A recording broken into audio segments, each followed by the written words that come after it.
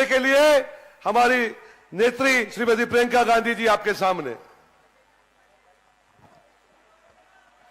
सबसे पहले तो मेरी बहनें, आपका इस सभा में बहुत बहुत स्वागत। मैं जानती हूँ दूर से आई हैं, गर्मी भी है, तो आपने खूब कष्ट किया मेरी बातों को सुनने के लिए। इसके लिए मैं आपको धन्यवाद देती हूँ और आपका यहाँ स्वागत करती हूँ।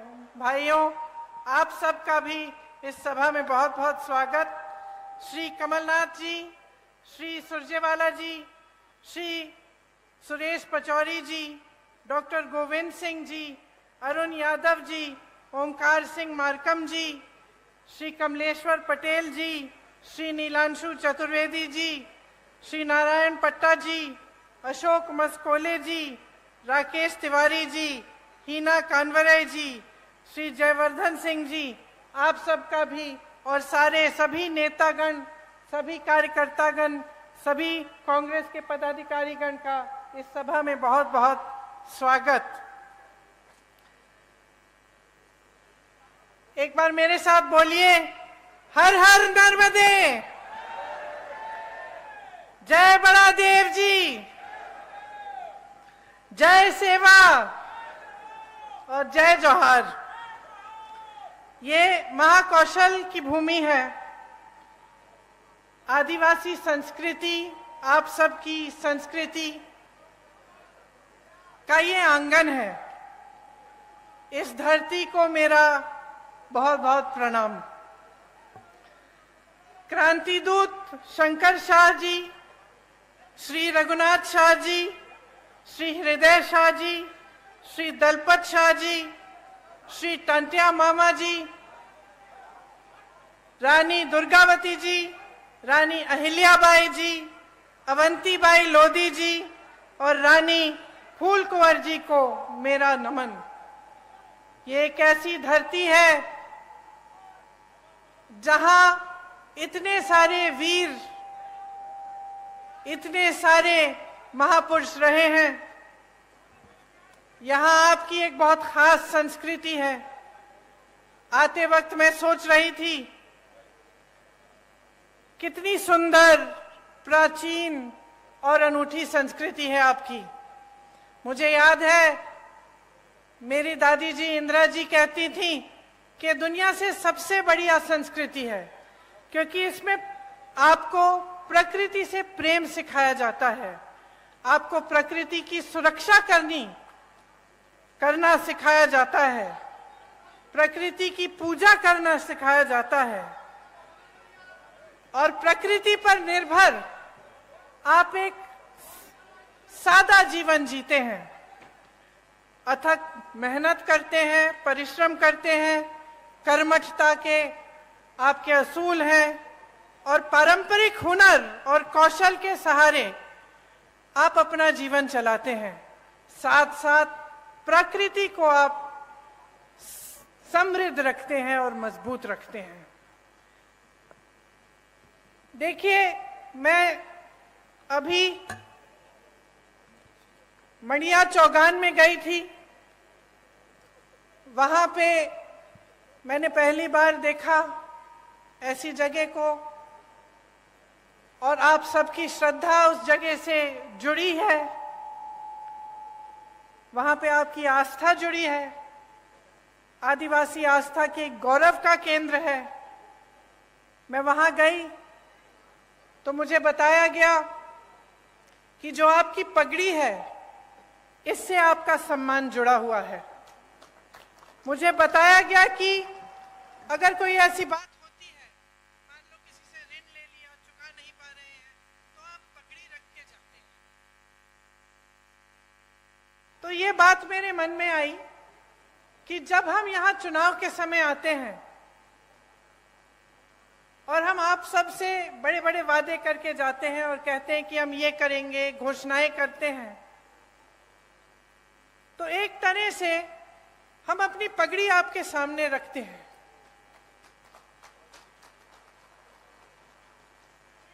हम ये बात कर रहे हैं कि अगर हम ये नहीं पूरा करेंगे जो हम बातें यहाँ पे आपके सामने हम कर रहे हैं, तो हमारा सम्मान जाएगा।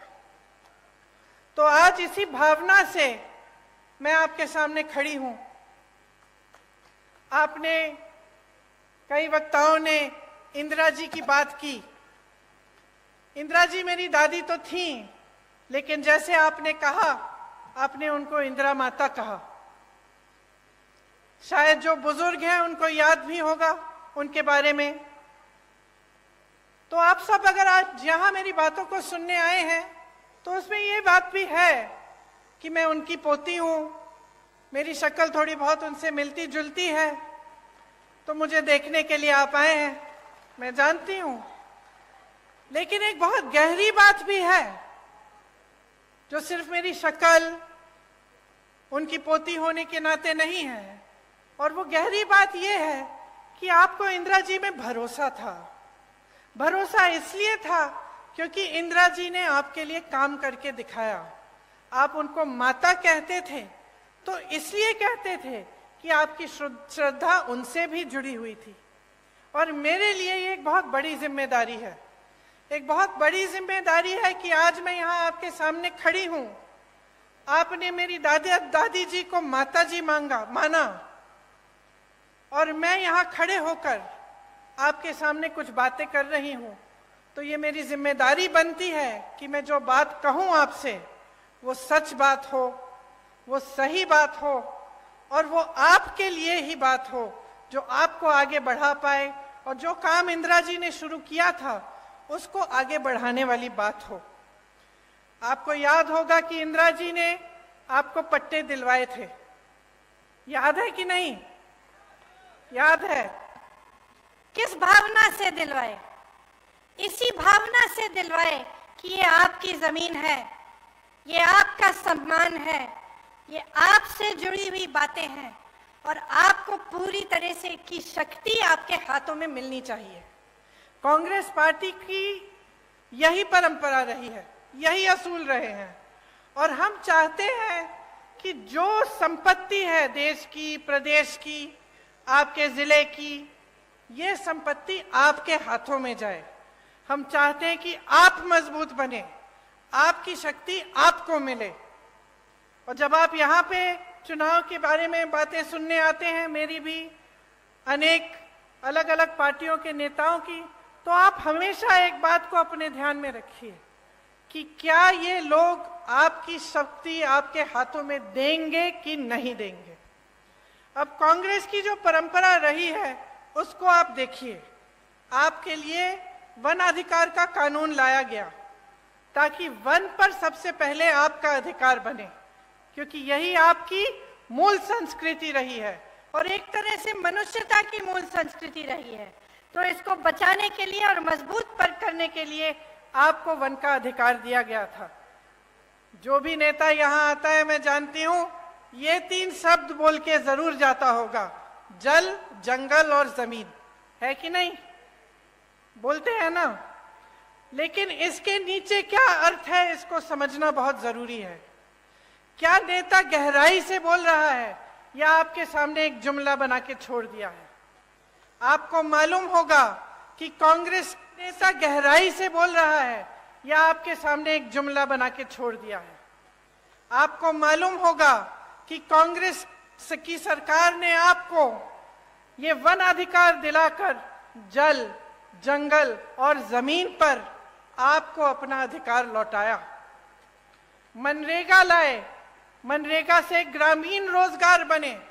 जो पलायन की बात कमलनाथ जी ने की, पलायन किस लिए होता है? पलायन इसलिए होता है जब ग्रामीण रोजगार नहीं बनता, जब आपके इलाके में, आपके गांव में, आपके जिले में रोजगार नहीं मिलता, तभी तो बच्चा सोचता है कि घर छोड़ के बड़ी शहर में नौकरी ढूंढेगा, क्योंकि यहाँ नहीं मिल रही है। तो मनरेगा किस लिए बनाया गया था? आपको मजबूत बनाने के लिए, ताकि आपको रोजगार गांव में मिले, ताकि आपको पलायन करना नहीं पड़े। आज पलायन बहुत बड़ी समस्या है यहाँ की।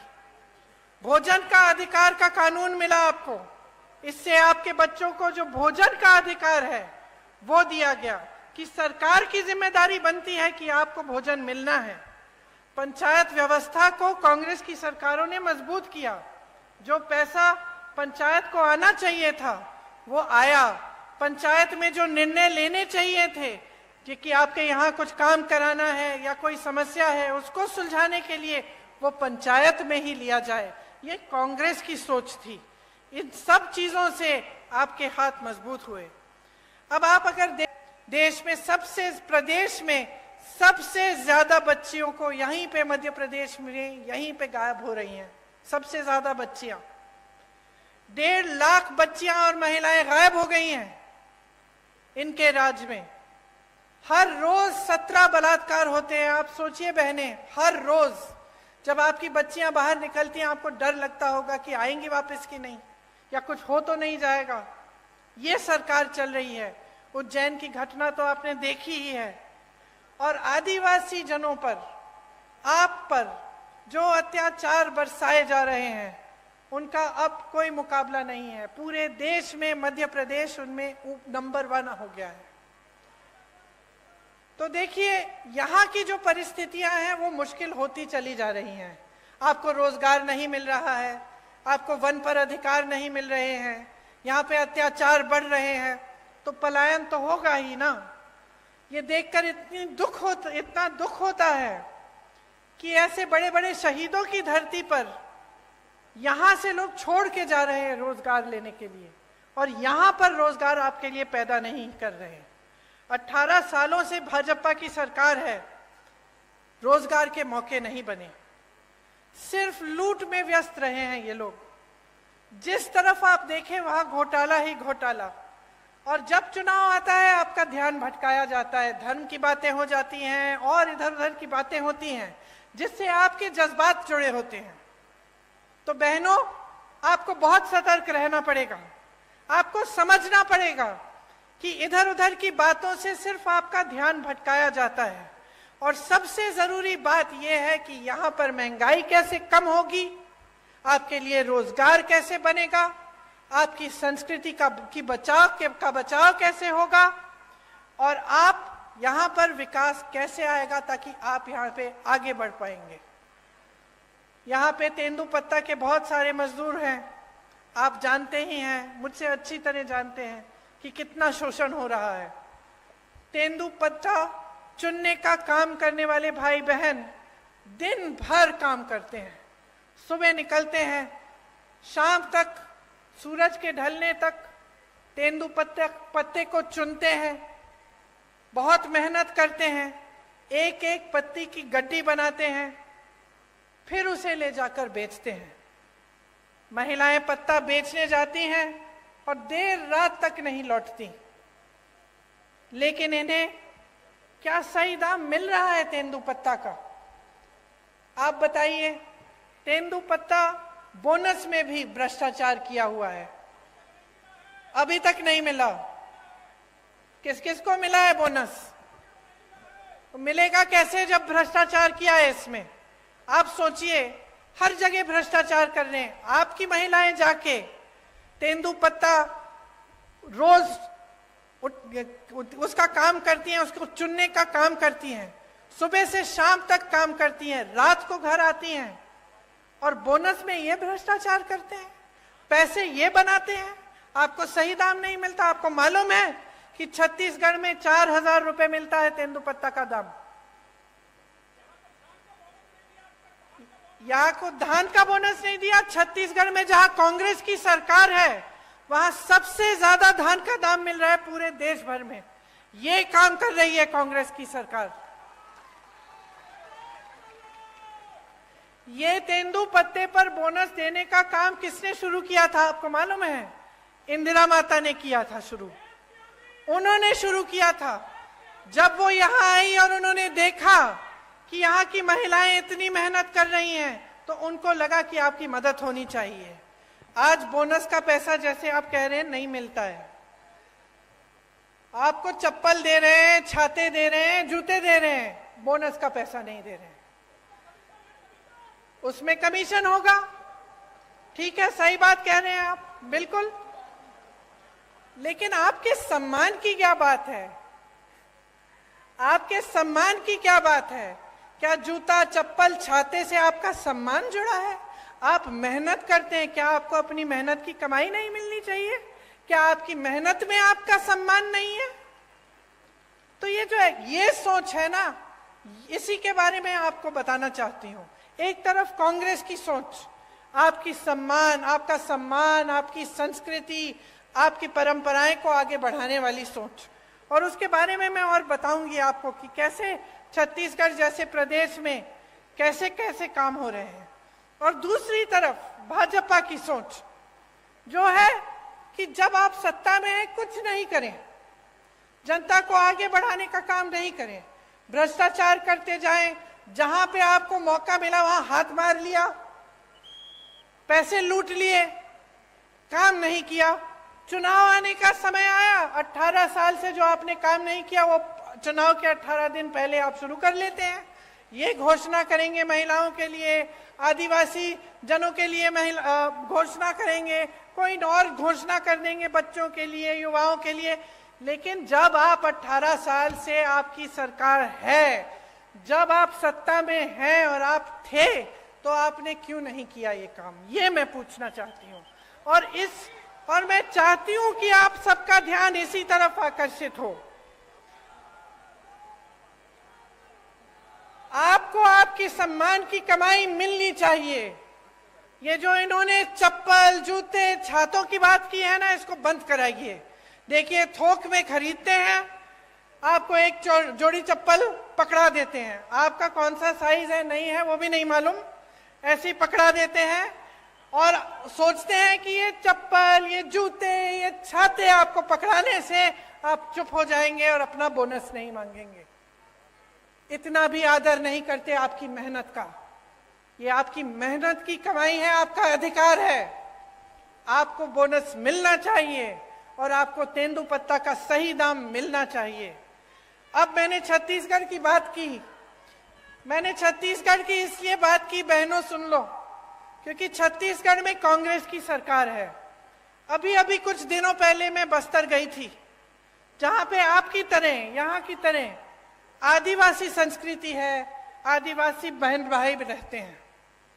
तो वहां जो कांग्रेस की सरकार है, सबसे पहले तो आज के दिन तेंदुपत्ता के लिए वहां पे 4,000 रुपए मिल रहे हैं पर बोरा, प्रति बोरा। आदिवासी क्षेत्र को उन्होंने एक ब्रांड बना दिया है, मतलब पूरी दुनिया में जाना जाता है बस्तर की ये आदिवासी क्षेत्र है, एक ब्रांड है। वहां पे बड़े बड़े मिलेट के प्रोडक्शन के प्लांट लगा दिए हैं, ताकि वहां की जो उपज है उसमें से ऐसी ऐसी चीजें बनी जो पूरी दुनिया में, पूरे देश भर में पहुंच सके। वहां कोदा, कुटकी, रागी, ज्वार जो उगता है, उसमें से ऐसी ऐसी चीजें बनाई हैं जो दिल्ली की बड़ी बड़ी दुकानों में बिक रही हैं। अच्छा, वहां इंग्लिश मीडियम स्कूल खोले हैं अपने आदिवासी बहन भाइयों के लिए। वहां की ये नीति है कि आदिवासी पाठशालाएं बनाई हैं जिसमें आपकी संस्कृति सिखाई जाती है। गौठान में रोजगार बनाए हैं, ताकि जो मेरी बहनें हैं, मैं आपको बताना चाहती हूं, जो काम कांग्रेस की सरकार ने छत्तीसगढ़ में किया, मैं गई थी काम को देखने के लिए। वहां मैं कुछ महिलाओं से मिली, वहां जो स्वयं सेवा समूह है उनके गौठान है, और मैंने पूछा कितना कमा रही हो बहन? पता है क्या जवाब मिला?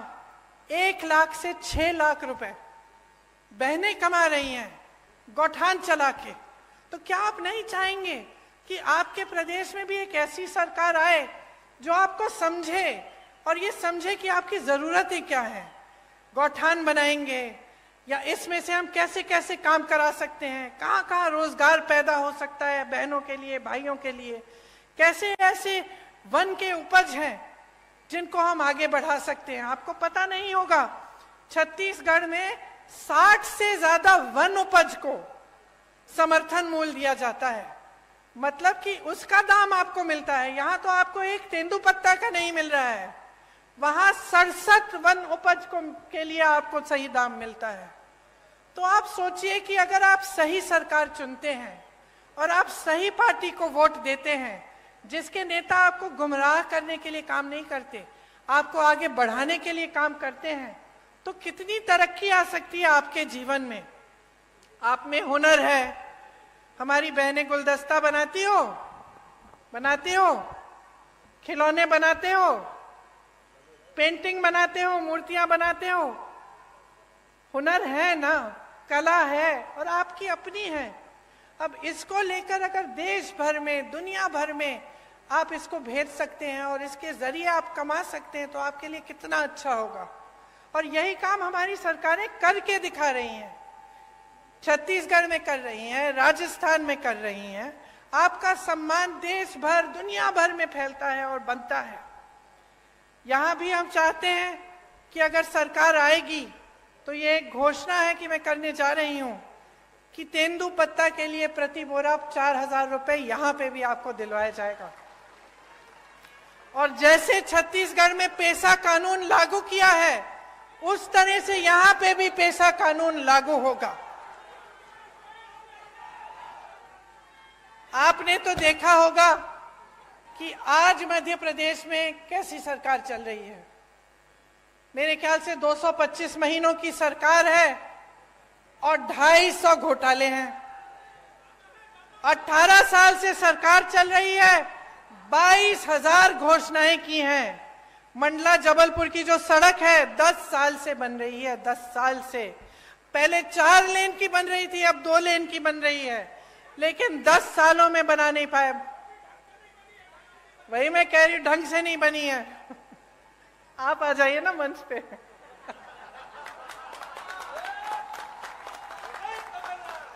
मुझे बताते रहिए। यहाँ की सड़क की तो ये स्थिति है कि गडकरी जी जो मंत्री हैं, जो सड़क बनवाते हैं, उनको आकर माफी मांगनी पड़ी आपके सामने। ये बात है, आप सोचिए। इतने सारे घोटाले, बच्चों के पोषण में घोटाला, मिड डे मील में घोटाला, सर्व शिक्षा अभियान में घोटाला, स्कॉलरशिप में घोटाला, भर्ती परीक्षाओं में घोटाला। तो बच्चों का भविष्य क्या है? आप बताइए बहन, आप ऐसे कर रही हैं, क्या भविष्य है? आप अपनी बच्चों के लिए मेहनत करती हैं कि नहीं? मेहनत करती हैं, मेहनत से उनका पालन पोषण करती हैं। तमाम दुनिया भर की समस्याएं होती है, लेकिन माँ बाप क्या चाहते हैं कि बच्चों की परवरिश ठीक ढंग से हो, बच्चे आगे बढ़े। लेकिन आपको अंधकार ही अंधकार दिख रहा है। जब आपके स्कूल में पोषण पर घोटाला हो रहा है, जब स्कॉलरशिप पे घोटाला है, जब भर्ती की परीक्षाओं में घोटाला है, तो बेचारा नौजवान करे क्या? स्कूल करता है, पढ़ाई करता है, अच्छे अच्छे अंक भी लाता है, आगे जाकर फीस भरता है, ट्यूशन करेगा, भर्ती परीक्षा के लिए तैयारी करेगा बेचारा। माँ बाप कभी कभी घर से बाहर भी भेज देते हैं, दूर कहीं पे ट्यूशन सेंटर में, किसी शहर के अंदर की, जा बेटा पढ़ ले, अच्छा भविष्य बनेगा। और फिर क्या होता है? उसमें घोटाला हो जाता है, हर स्तर पर घोटाला। तो बेचारा परीक्षा देता है, परीक्षा में पास भी हो जाता है, लेकिन नियुक्ति नहीं होती, क्योंकि घोटाला हो जाता है, सब कुछ बंद हो जाता है। तो जब अगली पीढ़ी, आने वाली पीढ़ी के लिए भी कुछ भविष्य में दिख नहीं रहा है, उम्मीद ही नहीं रही, तो आगे कैसे बढ़ पाओगे? आपका विकास कैसे हो पाएगा? सबसे बड़ा व्यापम का जो घोटाला हुआ यहाँ, पता नहीं कितने लोग मर गए उसमें, किसी ने इंक्वायरी, जांच तक भी नहीं कराई। और वही सरकार चली जा रही है, चली जा रही है। मां नर्मदा पे घोटाला, महाकाल में घोटाला, मंदिर में जो मूर्तियां लगाई हैं उस पर भी घोटाला। तो थक नहीं गए हो आप? थक गए हो? थक गए हो ना? क्योंकि आखिर देखिए, जो नेता होते हैं, राजनीति में आते हैं, किस लिए आते हैं? ज्यादातर तो ये भावना रख के आते हैं कि कुछ सेवा करेंगे, आपको आगे बढ़ाएंगे, और आपको भी उनसे कुछ उम्मीद रहती है कि ठीक है, ये मेरे गांव का एक नेता है, हमें मेरे करेगा, है कि नहीं? लेकिन जब आपको दिखता है कि चाहे कुछ भी मंच पे आकर कुछ भी कह रहे हैं, आपको कुछ भी कहानियां सुना रहे हैं, लेकिन सच्चाई इनकी कुछ और है।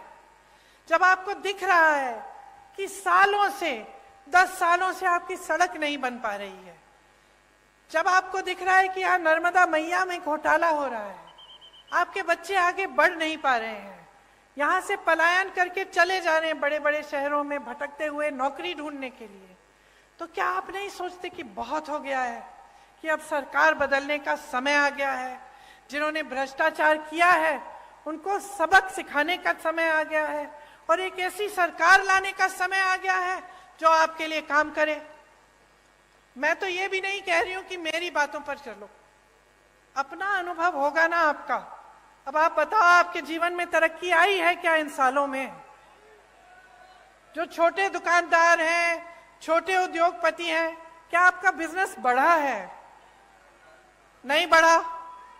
जो किसान बैठे हैं, उनकी खेती, क्या उससे खेती से उम्मीद रख सकते हैं कि उनको सहायता मिलेगी सरकार की, कि रोजगार बनेंगे और मजबूत, कि कमाई अच्छी होगी?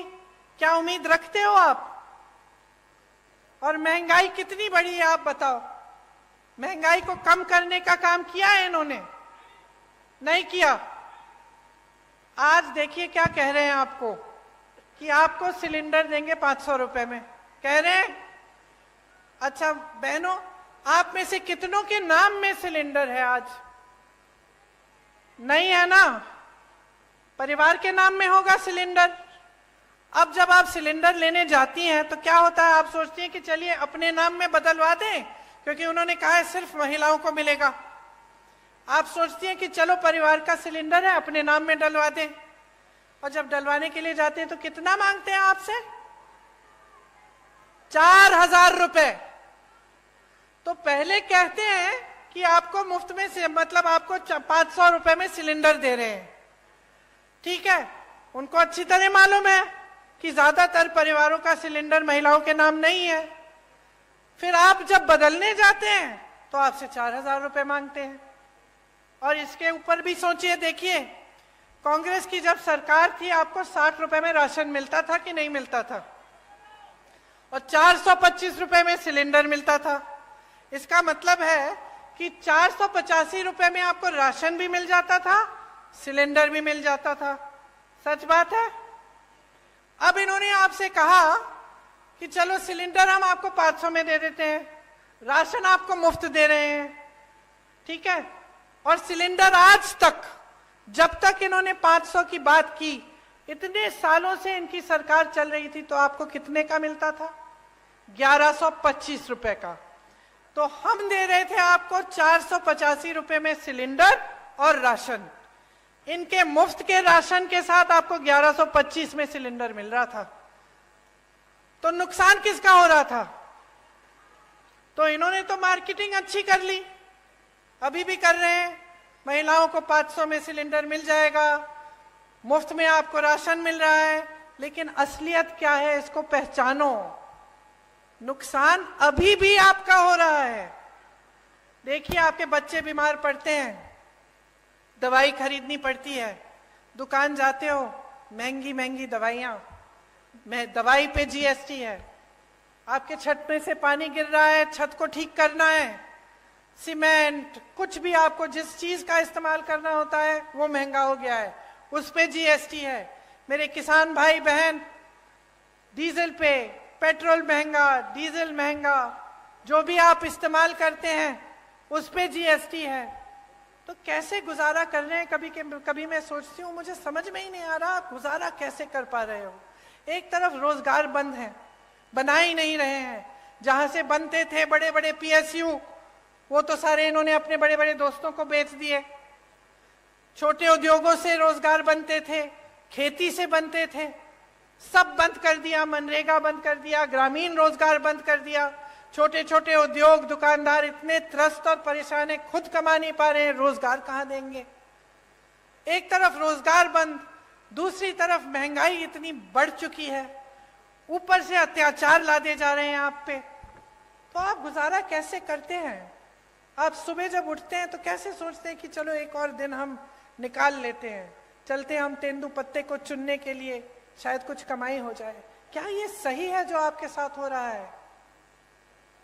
क्या ये सही है? जोर से बोलो।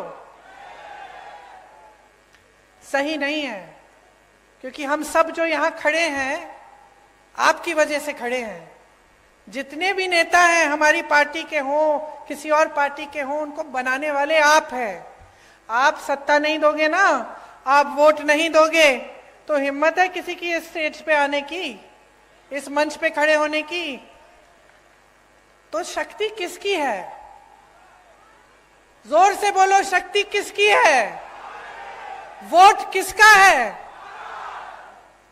तो इस्तेमाल करो इस शक्ति को। आंख मत बंद करो, जागरूक बनो, अपनी शक्ति को समझो, इसे पहचानो। ये जो खेल खेले जाते हैं आपके साथ, इनको देखो, कितने पद खाली हैं इस सरकार में। आप कहीं भी किसी भी स्तर पर देखिए पद खाली पड़े हैं, लेकिन यहाँ के नौजवान बेरोजगार हैं। क्यों? पद पड़े में पद दो, भरो उनको। नहीं, आप भर्ती के घोटाले करते हैं, भरना नहीं चाहते। आप स्वास्थ्य की व्यवस्था में देखिए, 70,000 शिक्षकों के पद खाली हैं। स्वास्थ्य व्यवस्था में हर स्तर पर 90% से ज्यादा पद खाली हैं। ये मंडला में आपका अस्पताल नहीं है आज तक। 18 सालों से सरकार है, आपको दूर दूर जाना पड़ता है जब आप बीमार पड़ते हैं। क्यों? ये सरकार तो आपने बनाई है। जैसे मैंने कहा, सत्ता आपने दी है, वोट आपका था, तो अब जिम्मेदारी भी तो आपकी बनती है। मैंने कहा, मैं इंदिरा जी की पोती हूं, एक बहुत बड़ी जिम्मेदारी है कि मैं आपके सामने सच बोलूं, कि मैं जो बातें करूं वो बातें करके भूल न जाऊं। लेकिन आपकी भी बहुत बड़ी जिम्मेदारी है। आपके भी पूर्वज इस देश के लिए शहीद हुए। जब मैं यहां आई, जब मैंने अपना भाषण शुरू किया, तो कितने नाम लिए। ये किसके पूर्वज थे? आपके पूर्वज। इन्होंने इस देश के लिए, आपकी धरती के लिए लड़ाई की, आजादी की लड़ाई लड़ी। तो उनके प्रति भी आपकी जिम्मेदारी बनती है ना, अपनी संस्कृति, अपनी परंपराओं के प्रति। और सबसे बड़ी जिम्मेदारी क्या है? कि आप ऐसी सरकार चुने जो आपके देश प्रदेश में विकास लाए और आपके लिए दिन रात काम करे। अगर यहाँ अस्पताल नहीं है तो इनकी हिम्मत नहीं होनी चाहिए थी आपके सामने आने की, कि 18 साल से सरकार चला रहे हैं, 10 सालों से सड़क नहीं बना पाए, 18 सालों से यहाँ अस्पताल नहीं बना पाए। आज पूरे प्रदेश में सीएचसी में एक भी आंख का डॉक्टर नहीं है। जब आंख की बीमारी होती है कहाँ जाते हो? प्राइवेट में जाना पड़ता है। ठीक है, जाओ प्राइवेट में, लेकिन पैसे ही नहीं कमा रहे हो, कमाने के मौके नहीं मिल रहे हैं, कमाई नहीं हो रही है, महंगाई बढ़ रही है, तो कहाँ प्राइवेट में जाओगे इलाज कराने के लिए? किसी ने सोची है ये बातें? तो ये देखिए, अगर एक सही सरकार होती है, उसकी सही नियत होती है, तो बहुत कुछ हो सकता है। आपने सुना होगा, राजस्थान के किसी भी राजस्थान के वासी से पूछिए, वहां चिरंजीवी योजना है, कांग्रेस की सरकार है। चिरंजीवी योजना में 25 लाख तक आपका इलाज मुफ्त सरकार कराती है। मैं तो हार्ट पेशेंट से मिली हूं वहां, कि उनकी पूरी हार्ट की सर्जरी, दिल की सर्जरी की है, और सरकार ने पूरे पैसे भरे उसके लिए, 15 लाख रुपए। इसी तरह से छत्तीसगढ़ में भी ऐसी योजनाएं हैं जिससे इलाज मुफ्त हो रहा है। मैं एक बच्चे से मिली, उसको एक खून की बीमारी थी, उसके पिताजी हाथ जोड़ के कह रहे थे कि कांग्रेस की सरकार ने इसका पूरा इलाज कर दिया है। रोजगार बनाने का काम सरकार की जिम्मेदारी होती है। नौजवानों का जो भविष्य है वो सरकार की जिम्मेदारी है। आपने सुना होगा कि हम बार बार कहते हैं कि जाति जनगणना होनी चाहिए। इससे पता चलेगा कि ओबीसी के कितने लोग हैं, दलित के कितने लोग हैं, अनुसूचित जनजाति के कितने लोग हैं इस देश में। और आप सोचिए कि भाजपा की जो देश में केंद्र में सरकार है, इसके बारे में बात नहीं करना चाहती। अरे हम तो यही कह रहे हैं कि गिनती तो करो। हम ये मांग कर रहे हैं कि गिनती करो, हमें बताओ। आप सोचो, आपका बड़ा परिवार है, बड़ा घर है, बड़ा परिवार है, बहुत सारे बच्चे हैं। अगर आपको मालूम ही नहीं कि कितने लड़के हैं, कितनी लड़कियां हैं, कितने बच्चे स्कूल जाने लायक हैं, कितने बड़े हैं, छोटे हैं, तो आपको ये जो गिनती है ये करनी जरूरी होती है कि नहीं होती है? कि आप जा रहे हो दुकान, कुछ खरीदना चाहते हो उनके लिए, तो जानना तो जरूरी है ना कि बहुत बड़ा परिवार है भाई, वो चाचा जी के 3 बच्चे हैं और मामा जी के 4 बच्चे हैं। जरूरी है कि नहीं? घर में जरूरी होता है अगर बड़ा परिवार होता है या बड़ा गांव होता है। अब हम कह रहे हैं देश में गिनती करो, हमें बताओ पिछड़ी जाति के कितने हैं, अनुसूचित जाति के कितने हैं, दलित कितने हैं, अनुसूचित जनजाति के कितने हैं।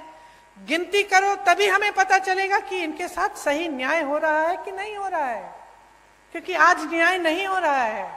बिहार में ये गिनती की गई जिसे जनगणना कहते हैं, क्या पता चला? 84% लोग ओबीसी, दलित और अनुसूचित जनजाति के हैं, ये पता चला। अब जब देखा कि पद कितने कितने लोगों के पास है, बड़े बड़े पद, चाहे अधिकारी हो चाहे किसी भी क्षेत्र में हो, तो पता चला कि कहीं नहीं है। जिन लोगों की आबादी ज्यादा है उनको पद नहीं मिल रहे हैं, उनको मौके नहीं मिल रहे हैं। तो जब हम कहते हैं कि जाति जनगणना करो, हम सिर्फ ये कह रहे हैं कि भाई गिनती करो ताकि न्याय हो सके, ताकि जितने ओबीसी हैं उनको न्याय मिल सके, जितने अनुसूचित जनजाति के लोग हैं उनको न्याय मिल सके। जब हम नौकरियों की बात करते हैं, रोजगार की बात करते हैं, आरक्षण की बात करते हैं, तो ये सब हो सके। लेकिन ये सरकार इतना भी नहीं करना चाहती, ये इतना भी नहीं करना चाहते। कहते हैं कि हम ये कह रहे हैं क्योंकि हम जनता और समाज को बांटना चाहते हैं, इसलिए। लेकिन हम इसलिए कह रहे हैं क्योंकि हम न्याय दिलवाना चाहते हैं, और ये इसलिए नहीं कर रहे हैं क्योंकि ये न्याय नहीं दिलवाना चाहते हैं। आज किसान परेशान है, यहाँ के मेरी आदिवासी बहन भाई परेशान हैं, नौजवान परेशान हैं। तो आप सोच समझ के अपना वोट डालिए, क्योंकि इस वोट से आपके अगले 5 साल तय होंगे। आपके बच्चों का भविष्य क्या होने वाला है वो तय होगा। 1.5 साल में कांग्रेस पार्टी ने यहाँ कितने काम किए? 15 महीनों में 27 लाख किसानों का कर्ज माफ किया, सामाजिक सुरक्षा का पेंशन 600 रुपए किया, 1 करोड़ परिवारों को 100 रुपए में 100 यूनिट की बिजली दिलवाई, 1000 गौशालाएं बनाई, 12,000 बर्तन बैंक बनाए, ओबीसी आरक्षण को 14% से 27% तक बढ़ाया। कांग्रेस की सरकार आपके लिए काम करके दिखाती है। आज भी आपके सामने कुछ गारंटी लाई है, इनके बारे में मैं 2 मिनट के लिए आपको बताती हूं, उसके बाद आप जा सकते हैं घर। कष्ट हो रहा है, शायद धूप भी है। देखिए, जैसे किसान को कर्ज माफ करने का काम हमने शुरू किया था, उसको हम फिर से शुरू करेंगे। तो किसानों का कर्ज माफ करेंगे। 100 रुपए में जैसे 100 यूनिट बिजली आपको पहले दिलवाई थी, वो फिर से दिलवाएंगे। 200 यूनिट की बिजली हाफ की जाएगी, बिल हाफ की जाएगी, मतलब उसकी बिल आधी आएगी। पुराना पेंशन लागू होगा। जितने भी अधिकारी हैं, सरकारी जो रोजगार होता है उसका महत्व यही होता है कि जब वो रोजगार मिलता है, वो नौकरी मिलती है, तो हमें लगता है कि चलो ठीक है, रिटायर होने के बाद भी कुछ आते रहेगा, हम सही सलामत सुरक्षित रहेंगे। आज वो भी छीना गया है आपसे। तो जहां जहां कांग्रेस सरकार में है, अभी भी ओपीएस लागू है, और हम चाहते हैं कि प्रदेश में, मध्य प्रदेश में भी लागू होगा। गैस के सिलेंडर के लिए जैसे हमने पहले कहा, आपको 500 रुपए में आपको सिलेंडर मिलेगा। महिलाओं को 1500 रुपए प्रति माह दिया जाएगा, आपके खातों में आएगा बहनें। 5 हॉर्स पावर की सिंचाई की बिजली किसानों को मुफ्त मिलेगी। ओबीसी का आरक्षण 27% तक रहेगा, और जाति जनगणना जिसकी बात मैंने की, वो गिनती जिससे आपको आगे जाकर न्याय मिल पाए, वो हम मध्य प्रदेश में करेंगे। जहां भी 50% से अधिक आदिवासी आबादी है, वहां 6ठी अनुसूची डाली जाएगी। अनुसूचित जाति और अनुसूचित जनजाति से के खाली पड़े बैकलॉग पदों पर तत्काल उनको भरा जाएगा, जो पहले से खाली पड़े हैं। पीएम आवास योजना में जो शहर और देहात में आपको अलग अलग धनराशि मिलती है, तो शहर में आपको अगर घर बनाना हो या कुछ बनाना हो, वहाँ अलग धनराशि, गांव में आपको कम मिलती है। लेकिन सीमेंट, सरिया, बालू का दाम तो गांव में भी उतना होता है, बल्कि गांव में जब आपको ढुलाई करवानी पड़ती है तो आपको दूर जाना पड़ता है, तो एक तरह से आपको और भी दिक्कत होती है। तो हमने तय किया है कि जो पीएम आवास योजना में जितना शहर में मिलता है उतना ही आपको गांव में धनराशि मिलेगी। देखिए, आपने पिछले चुनाव में, अच्छा एक और घोषणा है जो अभी अभी बताई गई मुझे, इसमें बच्चों की जो शिक्षा है पहली कक्षा से लेकर 12वीं तक स्कूल की शिक्षा निशुल्क होगी। इस योजना का नाम रखा है पढ़ो और पढ़ाओ योजना। तो ये भी एक और घोषणा है। अब देखिए, पिछले चुनाव में आपने अपना जनादेश दिया। ये जनादेश क्या था? आपने कांग्रेस की सरकार चुनी, इसको धन आदेश के दम पर बदला गया। रिश्वत दी, हमारे विधायकों को खरीद लिया, कुछ लोग छोड़ के चले गए और एक नई सरकार बनी, भाजपा की सरकार बनी। अब आपने 3.5 सालों में इनकी नीयत देख ली है। क्या कह रहे हैं?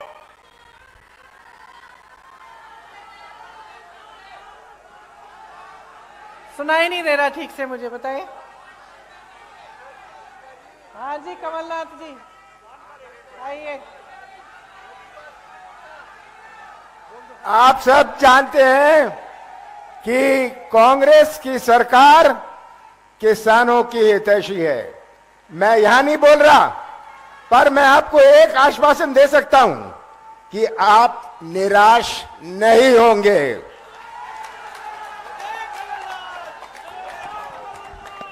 तो देखिए, सीधी सीधी बात है, अपनी सच्चाई को समझो। जो आपकी असलियत है, जो आप जी रहे हो, उसको देखो। सुबह से शाम तक काम करते हो, मेहनत करते हो, क्या रोजगार नहीं मिल रहा है, महंगाई है, परेशान हो, जीवन में क्या तरक्की आई है, नहीं आई है, इन सबको देखते हुए अपना वोट दो। जो नेता है आपके सामने, उसकी नीयत समझो। जो पार्टी घोषणा कर रही है उसका रिकॉर्ड देखो। अच्छा, ये घोषणा कर रहे हैं, इनके दूसरे प्रदेशों में देखो क्या हो रहा है। मैं कह रही हूं, अगर यहाँ पे 4,000 रुपए मिलेगा तेंदुपत्ता के लिए, तो देखो छत्तीसगढ़ में मिल रहा है। अगर धान की कीमत बढ़ाई जाएगी तो देखो छत्तीसगढ़ में सबसे ज्यादा आज मिल रही है पूरे देश में। तो ये सब बातें देखिए, मेरा मानना है कि जनता से ज्यादा किसी में विवेक नहीं है, मेरा मानना है। और मैं, कोई कुछ भी कह ले, मैं जानती हूं कि आप में विवेक है, सबसे ज्यादा अनुभव है और आप सच्चाई को अच्छी तरह से पहचानते हैं। अगर आज तक मेरी दादी इंदिरा जी को आप याद करते हैं, उनको माता कहते हैं कि इसलिए क्योंकि आपने सच्चाई को पहचाना, आपने सही नियत को पहचाना। जो आपके लिए दिन रात काम करने के लिए तैयार था, उसको आपने देखा, आपने उन्हें आगे बढ़ाया, उन्होंने आपको आगे बढ़ाया। यही रिश्ता होना चाहिए नेता और जनता में, आप में और हम में। तो इसलिए आज यहां खड़े होकर मैं वोट नहीं, आपकी जागरूकता मांगती हूं आपसे। जागरूक बनो। अगर आप जागरूक बनोगे तो खुद समझ में आ जाएगा कि जिस दिन मध्य प्रदेश में कांग्रेस की सरकार आएगी, उस दिन से आपके लिए काम सही मायने में शुरू होगा और आपकी प्रगति होगी। इसीलिए चुनाव के दिन मेरी बातों को भूलना मत, अच्छी तरह से याद रखना। ये जो घोषणाएं हम कर रहे हैं, ये हम ऐसे नहीं कर रहे हैं, हमने प्रदेशों में करके दिखाया है। हमारा रिकॉर्ड देखिए, हमारी नियत को पहचानिए और खूब जोर से कांग्रेस पार्टी को वोट दीजिए। भारी से भारी बहुमत से जिताइए, ताकि एक ऐसी सरकार बने जिस पर आपको गर्व हो। I said 1 to 12. 1 to 12 1 to 8 they are giving them 500 rupees. अच्छा। 500 rupees हर साल. Come on, you say. No, you have to. अच्छा, यहाँ एक और घोषणा है कि कांग्रेस सरकार में जो ये पढ़ो और पढ़ाओ योजना है, इसके तहत कक्षा 1 से कक्षा 8 तक बच्चों को हर साल 500 रुपए दिए जाएंगे। कक्षा 9 से 10 तक 1000 रुपए दिए जाएंगे हर महीने। तो यहाँ तो हर साल लिखा है, मैं सोच ही रही थी कि भाई क्या हर साल हर महीने यहाँ लिखा है। ये 500 रुपए हर महीने मिलेंगे। 9 से 10 तक हर बच्चे को हर महीने 1000 रुपए मिलेंगे और 11 से 12 कक्षा में हर बच्चे को 1500 रुपए हर महीने मिलेंगे।